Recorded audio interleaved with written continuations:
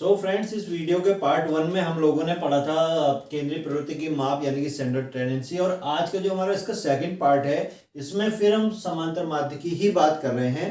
समांतर माध्य की जो गणना है ये निर्भर करती है कि जो हमारे आंकड़े हैं वो किस श्रेणी में दिए हुए हैं।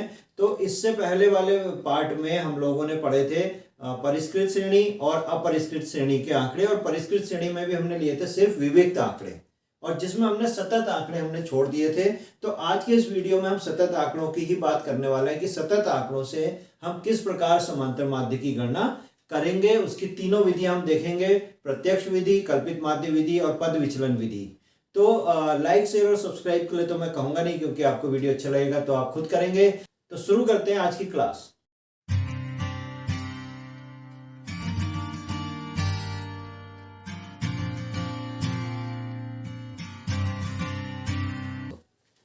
तो जैसा कि आप देख रहे हैं, एक सतत श्रेणी का एक सवाल आपके सम्मुख है, और इस श्रेणी में हमें जो है कुछ बच्चों के अंक दिए हुए हैं। और पहले यहाँ पर देखिए, सतत श्रेणी की जो पहचान है मैं आपको बता दूं। सतत श्रेणी को हम पहचानेंगे कि जब अंक जो है वो क्लास इंटरवल के रूप में दिए हैं, जो हमारे आंकड़े हैं वो वर्ग अंतरालों में वर्गीकृत किए गए हैं, तो उसे हम बोलेंगे सतत श्रेणी। तो यहाँ पर देखिए, पहले अंक दिए हुए हैं और बाद में जो है छात्रों की संख्या यानी कि आवृत्ति दी हुई। तो यहाँ पर इसको चेंज कर देंगे, यहाँ पे x लिखा हुआ है, इसको x से बदल के हम कर देते हैं क्लास इंटरवल CI। तो इस तरीके की एक टेबल हम बना लेते हैं, और टेबल बनाने से पहले हम समझ लेते हैं जो फॉर्मूला हमने यूज करना है। सूत्र मैंने पहले ही लिख दिया, x bar is equal to sigma FM upon sigma F। और x बार हम लोग पहले ही पढ़ चुके हैं, x बार होता है समांतर माध्य, पिछले वीडियो में हम लोग काफी डिस्कस कर चुके हैं। सिग्मा FM, तो सिग्मा मैंने बताया था, सिग्मा का मतलब होता है जोड़। किसका जोड़ करना है? FM, यानी कि F और M की हमने गुणा करनी है। F आप पहले से जानते हैं आवृत्ति, M यहां पर नई चीज आई है, M इज मिड पॉइंट यानी कि मध्य बिंदु। और ये जो मिड पॉइंट है, इसको निकालने के लिए हमें क्या करना है कि जो क्लास इंटरवल है, जिस भी क्लास इंटरवल का मध्य बिंदु निकालेंगे, उस क्लास इंटरवल की जो भी लिमिट्स होंगी, lower limits plus upper limit divide by 2।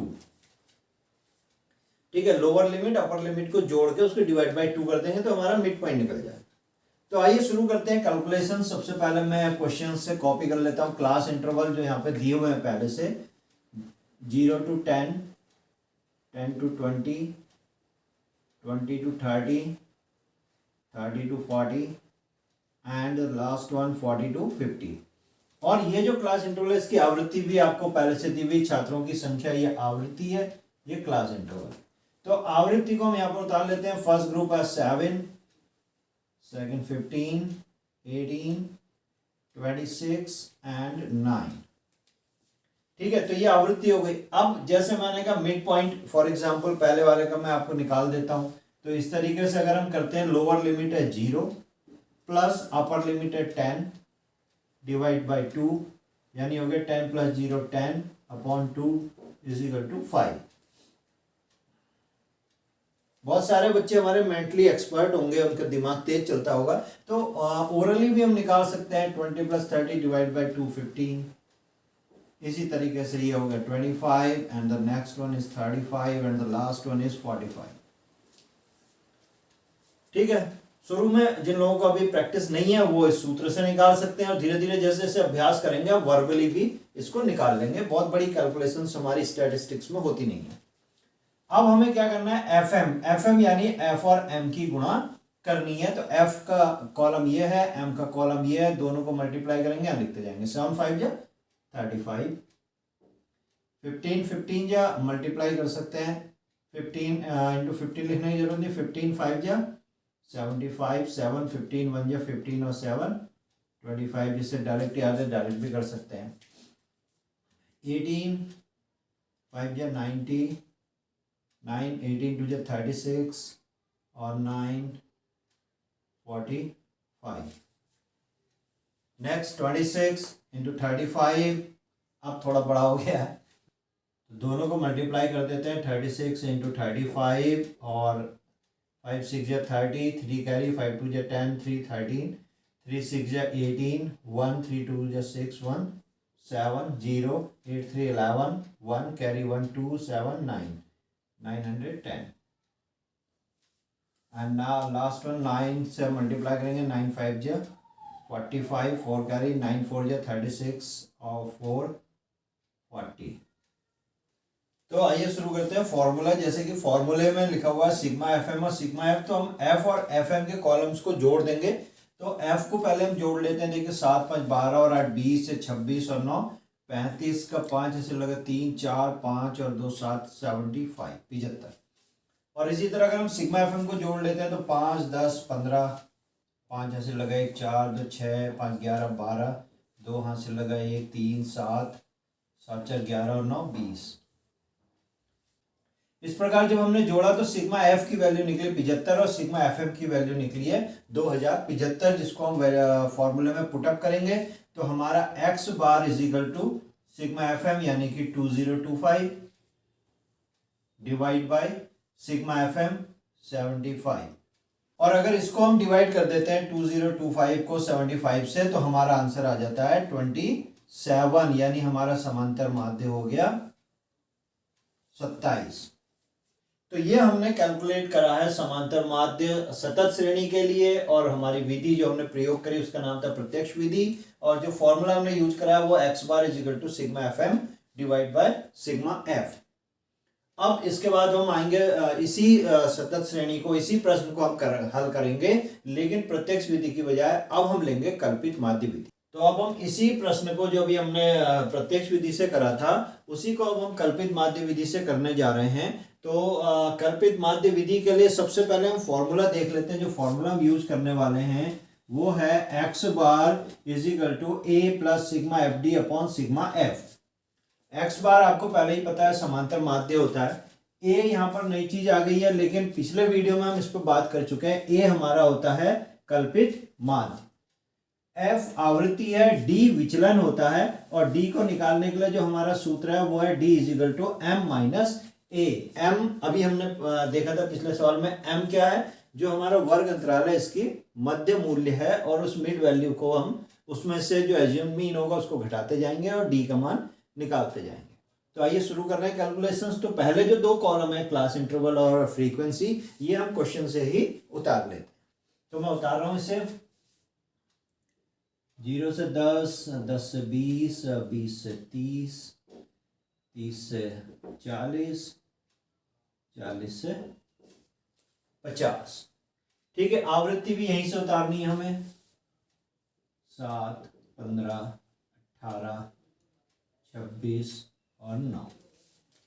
Mid value पहले ही हम ले चुके हैं, आपको याद ही होगा।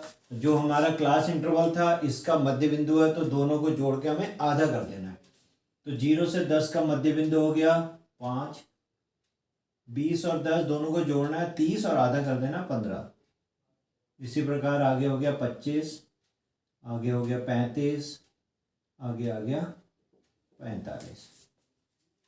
अभी यहां तक तो प्रोसेस वही थी जो हम प्रत्यक्ष विधि में कर रहे थे।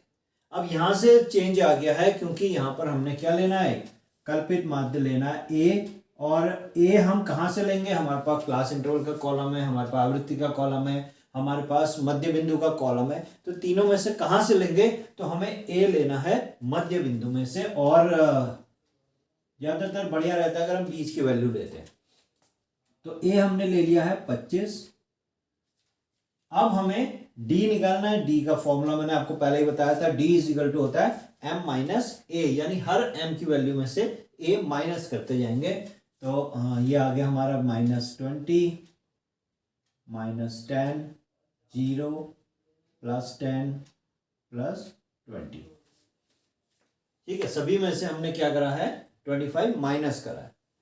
अब इसके बाद हमें क्या करना है, जो डी का कॉलम है और ये जो एफ का कॉलम है, इन दोनों की हमने आपस में गुणा कर देनी है to find out F D. और साइन को भी ध्यान में रखेंगे, साइन गड़बड़ नहीं करना है, प्लस माइनस का बहुत ध्यान रखना है। तो ये 7 दूनी 14 यानी कि -140, 15 एकम 15 यानी -150, 18 zeros 0, 26 into 10 प्लस है 260, 9 2 18 प्लस 180। ठीक है, अब हम ये माइनस की वैल्यूज को एक साथ जोड़ लेंगे और प्लस की वैल्यूज को एक साथ जोड़ लेंगे। तो इसको अगर हम ऐड करते हैं तो ये हमारा आता है -290, ठीक है, माइनस, और ये प्लस हमारा आता है 0, 8, 6, 14, 440, ठीक है। और इस 440 में से अब ये जो प्लस माइनस, अभी तक माइनस माइनस को हमने ऐड कर लिया था, प्लस प्लस को हमने ऐड कर लिया था, लेकिन अब प्लस माइनस है तो हम सब्ट्रैक्ट करेंगे, घटाएंगे।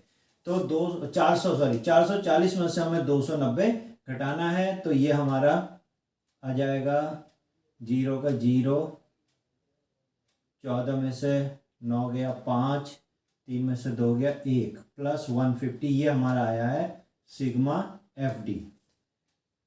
और हमारा सिग्मा एफ ये तो वही आएगा जो पहले आया था, 7, 5, 12, 8, 20, 6, 26 और 9, 35 का 5, ऐसे लगा 3, 4, 5, 6, 7, 75, ठीक है। वैल्यूज तीनों निकल गई, हमारा ए हमने निकल गया 25, सिग्मा एफ डी हमारा निकल गया +150, सिग्मा एफ 75। यहाँ पर साइन ध्यान रखना है, अगर ये माइनस का आएगा तो हमें यहाँ वैल्यू फिर माइनस में ही रखनी है, प्लस आएगा तो प्लस में रखनी है, इसका विशेष ध्यान रखना है। तो वैल्यूज पुटअप कर देते हैं।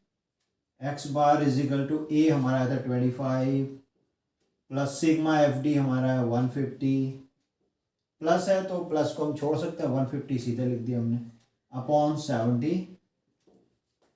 इसको सॉल्व करते हैं, x bar is equal to 25 plus 75 2 ज़ा 150, और ये हमारा हो गया x bar is equal to 27। देखिए यहाँ पे x bar is equal to 27, x bar is equal to 27, values वही आनी है। यहाँ पे हमने डायरेक्ट मेथड था, प्रत्यक्ष विधि थी, यहाँ पर हमारा एज्यूम्ड मीन यानी कि कल्पित माध्य विधि थी। तो यहाँ पर कैलकुलेशन थोड़ी सी इजी हो गई इसके कंपैरिजन में। यहाँ देखिए फिगर बड़ी बड़ी आई थी, आपको 26 और 35 का गुणा करना पड़ा, बड़ी फिगर थी। यहाँ पर छोटी छोटी फिगर्स हैं तो काम थोड़ा इजी हो गया। तो ये हमारा दूसरा मेथड था। अब हम आते हैं तीसरे मेथड की ओर, जिसका नाम है पद विचलन विधि। तो अब हम शुरू कर रहे हैं पद विचलन विधि, जो थोड़ी सी डिफरेंट है फ्रॉम कल्पित माध्य विधि, और जो डिफरेंस है वो आपको भी समझ आ जाएगा जैसे जैसे हम आगे बढ़ेंगे। और सबसे पहले देखिए यहाँ पर जो फॉर्मूला है उसको मैंने यहाँ पर पहले लिख दिया है, x bar is equal to a plus sigma F D dash upon sigma f into c. ठीक है, देखते जाइए जैसे जैसे फॉर्मूला बड़ा होता जा रहा है ना। सबसे पहले हमने प्रत्यक्ष विधि करी थी, फॉर्मूला छोटा था, कल्पित माध्य विधि फॉर्मूला थोड़ा बड़ा हो गया, पद विचलन विधि थोड़ा सा और बड़ा हो गया, लेकिन फॉर्मूला जरूर बड़ा हो रहा है, लेकिन कैलकुलेशन इजी होती जाएगी। ये चीज ध्यान रखिएगा, अगर आपको इजी कैलकुलेशन चाहिए तो आप पद विचलन विधि का प्रयोग कीजिए। अगर आपको डायरेक्ट तुरंत और शॉर्ट फॉर्मूले से निकालना है तो आप प्रत्यक्ष विधि का इस्तेमाल कीजिए। मतलब एक जगह आपको मेहनत करनी पड़ेगी, या तो फॉर्मूले पे या कैलकुलेशन पे। तो जिस चीज को आपको बचाना है उस तरीके से आप अपनी मेथड यूज कर सकते हैं। अब क्लास इंटरवल देखिए, वही क्वेश्चन है, मैं क्लास इंटरवल उतार लेता हूँ आपके सामने। 0 to 10, 10 to 20, 20 to 30, 30 to 40 and the last one 40 to 50। In the same way frequency आपको दी हुई है, फ्रीक्वेंसी को भी कॉपी कर लेते हैं। The frequencies are 7, 15, 18, 26 and 9। एम हम लोग पहले ही काफ़ी एम के ऊपर, मध्य बिंदु के ऊपर चर्चा कर चुके हैं, तो अब डायरेक्ट मैं लिख रहा हूँ 5, 15, 25, 35, 45। ठीक है, डी हम लोगों ने वहां पे भी निकाला था, वही चीज यहाँ पर हम निकाल रहे हैं। डी के लिए हमने क्या करा था आपको याद है, डी के लिए d is equal to M minus a. तो पहले ए ले लेना है, ए कल्पित माध्य है, वही बीच का नंबर m में से हमने लेना है 25।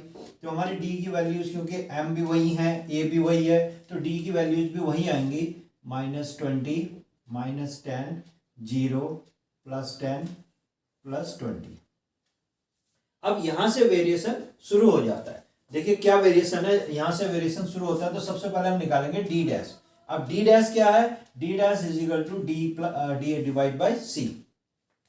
ठीक है, डी डैश के लिए हम डी को सी से डिवाइड करेंगे। डी हमारे पास पहले से निकला हुआ है। सी क्या है, पिछले वीडियो में हम बात कर चुके हैं, सी एक समापवर्तक है, एक कॉमन नंबर है। सी एक कॉमन नंबर है और वो कॉमन नंबर है जिससे डी की सारी वैल्यूज डिवाइड हो जाती है और उसको शॉर्ट फॉर्म में हम कन्वर्ट कर देते हैं। तो आप देख रहे हैं कि डी की जितनी वैल्यूज हैं they all are multiple of 10, सबको 10 से भाग कर सकते हैं। तो अगर हम c इजिकल टू 10 ले लेंगे तो हमारा जो कैलकुलेशन है वो और जो डिजिट्स हैं वो और छोटी हो जाएंगी। तो यहाँ पर हम इन सबको 10 से भाग कर रहे हैं, तो ये हो गया आपका 20 को 10 से भाग डिवाइड करा, -2 -1 0 +1 +2। ठीक है, डिफरेंस आपको समझ में आया। डिजिट छोटी हो गई, कैलकुलेशन इजी हो गई। अब एफ डी डैश, अब हमें पिछले क्वेश्चन में हमने एफ डी लिया था, यहाँ पर हम एफ डी डैश लेंगे। एफ हमारा ये है और डी हमारा ये है, दोनों को मल्टीप्लाई कर देंगे। तो क्योंकि डिजिट छोटी हो गई तो फटाफट काम होगा वहां। 7 2 या 14, 15 1 या 15, 18 0 जा 0, 26 1 जा 26 प्लस, जरूर ध्यान रखें, 9 2 जा 18। ठीक है, तो काफी हमारी जो कैलकुलेशंस हैं वो इजी होती जा रही है डिजिट छोटी होने की वजह से। अब ये माइनस हम एक साथ ऐड कर दे तो ये हो गया -29 और ये हो गया हमारा 26 प्लस 18 यानी +44, और इन दोनों को अगर हम माइनस करें तो हमारा ये आ गया +50। तो डिफरेंस इतना ही है कि हमारी डिजिट छोटी हो जाती है, कैलकुलेशन फास्ट हो जाती हैं। जिन लोगों को कैलकुलेशंस में प्रॉब्लम है वो इस मेथड को इजीली हैंडल कर सकते हैं। तो अब सारी वैल्यूज आ गए, सिग्मा एफ हमने बार बार जोड़ लिया, वही आएगा 75। सो हमको सारी वैल्यूज जब फाइंड आउट हो गई हैं तो फॉर्मूले पे पुट अप कर देते हैं। X bar is equal to A, assumed mean हमने लिया था 25, plus sigma F D dash हमारा आया हुआ है +15 यानी हम इसको 15 लिखेंगे, अपॉन सिग्मा एफ 75 इंटू सी हमारा है 10। ठीक है, तो कैलकुलेट कर लेते हैं, काट कर लेते हैं इसको। 15 1 जा 15, 15 5 जा 75 और 5 2 जा 10। तो ये हमारा हो गया 25 + 2 यानी कि 27। तो हमारा एक्स बार समांतर माध्य आ गया 27। ठीक है, तो अब यहां पर आने से पद विचलन विधि में फॉर्मूला जरूर पड़ा है लेकिन कैलकुलेशंस इजी है। तो बच्चों कोई भी क्वेश्चन आता है, आपको सिर्फ क्वेश्चन ये देखना, अगर क्वेश्चन में लिखा है कि दी गई सारणी से समांतर माध्य ज्ञात कीजिए, तो आप फ्री हैं, आप तीनों में से जो मेथड आपका सबसे पक्का है उसको यूज कर सकते हैं। और अगर क्वेश्चन में दिया है कि दी गई सीरीज का या दी गई सारणी का इस विधि से, उस विधि मेंशन है, उसमें विधि लिखी हुई है कि इस विधि से आप निकालिए, तो फिर बाउंडेशन है, फिर आपको उसी विधि से समांतर माध्य की कैलकुलेशन करनी पड़ेगी। तो इन दोनों वीडियोस ने मिलकर के सारे फैक्ट्स क्लियर कर दिए होंगे और आपको ये समांतर माध्य और इसकी कैलकुलेशन की जो विधियां हैं वो सभी आपको बहुत अच्छी तरह समझ में आ गई होगी। तो आज के इस वीडियो में इतना ही, और बहुत जल्द नए टॉपिक्स के साथ हम लोग एक साथ फिर होंगे। तब तक के लिए stay safe, stay healthy and keep watching inter economics by Rakesh Khatri. Thank you.